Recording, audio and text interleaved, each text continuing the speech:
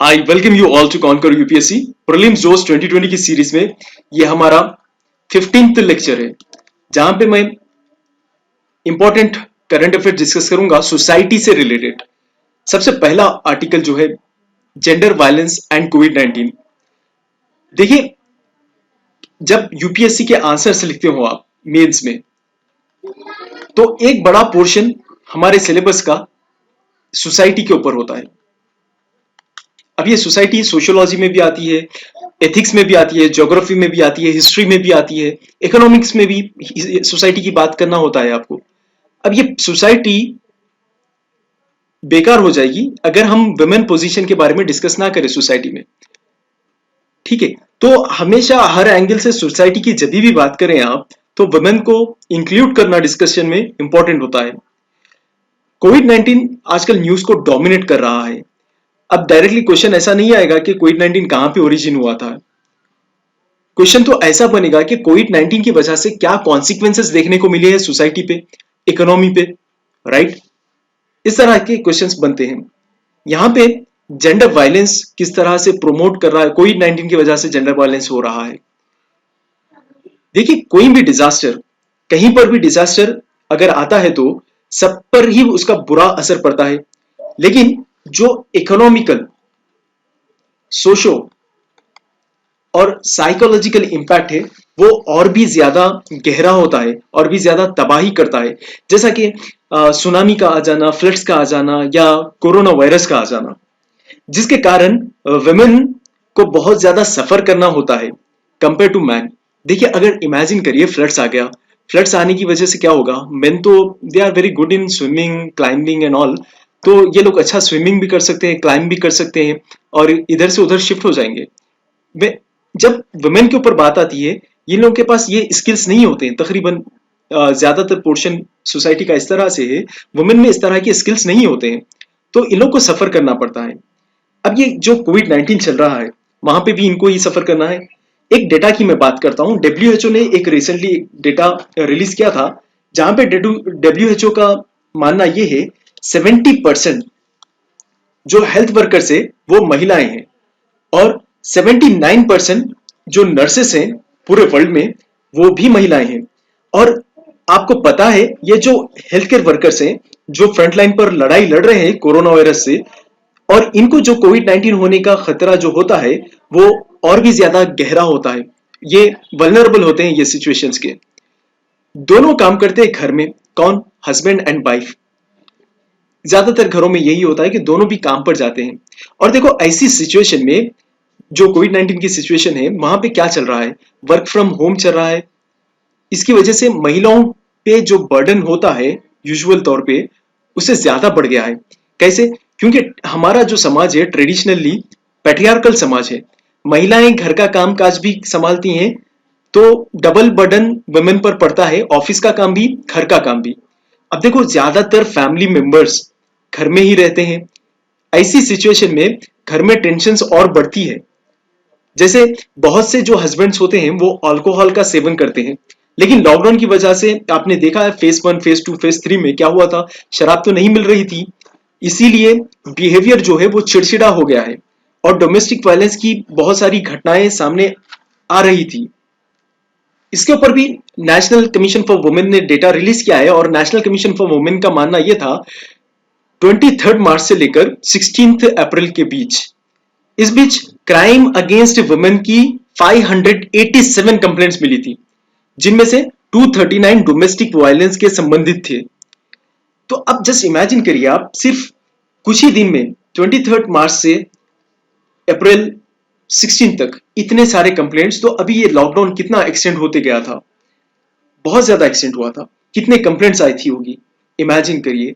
और ये तो वो लोग हैं जो एजुकेटेड लोग हैं जो कंप्लेंट कर सकते हैं। वो रूरल एरियाज में या रिमोट एरियाज में ये लोग बाहर नहीं निकल सकते वुमेन और कंप्लेंट नहीं कर सकते, पहला पॉइंट। दूसरा पॉइंट, हमारे पास जितने भी कंप्लेंट्स आते थे पोस्ट से आते थे, राइट? तो पोस्ट सिस्टम है नहीं अब, तो पोस्ट सिस्टम से कंप्लेंट्स आ रही नहीं, तो हमें पता ही नहीं, हम अंदाजा भी नहीं लगा सकते कितने ज्यादा वुमेन को सफर करना पड़ रहा है डोमेस्टिक वायलेंस की वजह से। इसी के कारण ये सब देखिए इंडिया में ही नहीं, ये पूरे वर्ल्ड में चल रहा है। ये डोमेस्टिक वायलेंस पूरे वर्ल्ड में है। तभी तो यूनाइटेड नेशंस वुमेन ऑर्गेनाइजेशन ने अपने मेंबर्स स्टेट से रिक्वेस्ट ये किया है कि देखिए जो कोविड 19 को टैकल करने के लिए एक्शंस प्लान्स जो बना रहे हो आप, उसमें prevention of violence against women इसको भी ऐड कर लें। जैसा कि एक्शंस प्लान्स क्या होंगे कोविड 19 के, मास्क पहनना, सैनिटाइज करना, हाइजीन मेंटेन करके रखना, सोशल डिस्टेंस रखना है।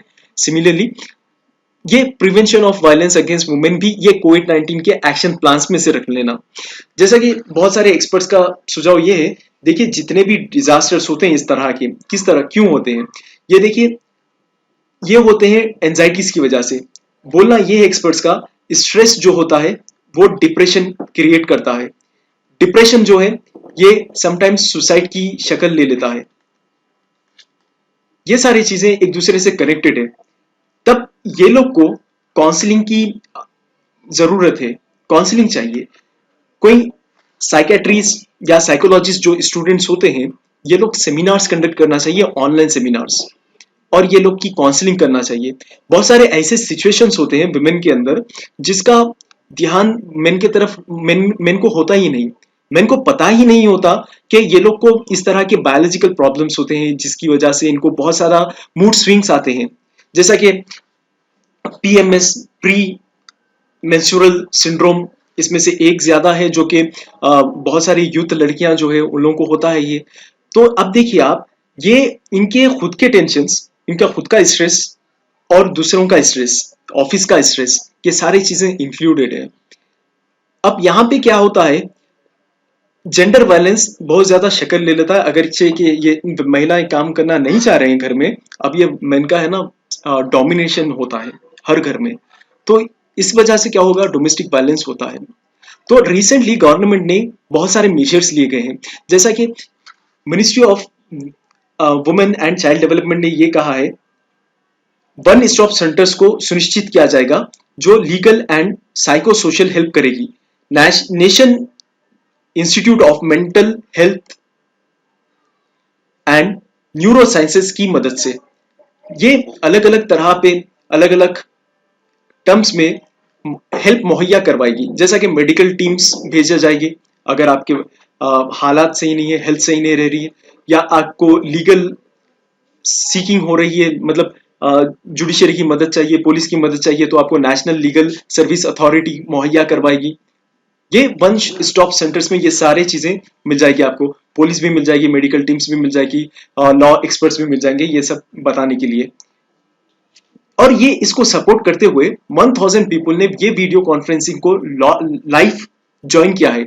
जैसा कि यहाँ पे वन स्टॉप सेंटर्स के कुछ स्टाफ मेंबर्स थे और shelter homes for women in distress, जैसा कि स्वाधर गृह, उज्ज्वला होम्स, इन लोगों का काम ये होता है कि वुमेन की काउंसलिंग करना, इस तरह के मौकों पे ये काम होता है। ये इसके अलावा वर्किंग वुमेन हॉस्टल्स, इन्होंने भी लाइव कॉन्फ्रेंस को ज्वाइन किया था। यहाँ पे देखना स्टेट्स के इनिशिएटिव्स क्या है।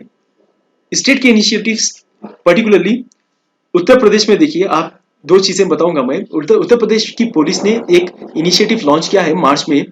ये इनिशिएटिव का नाम ही बहुत अच्छा है, जैसा कि suppress corona not your voice. Corona को सप्रेस करना है हमें, वॉइस को तो रेज करना है हमेशा।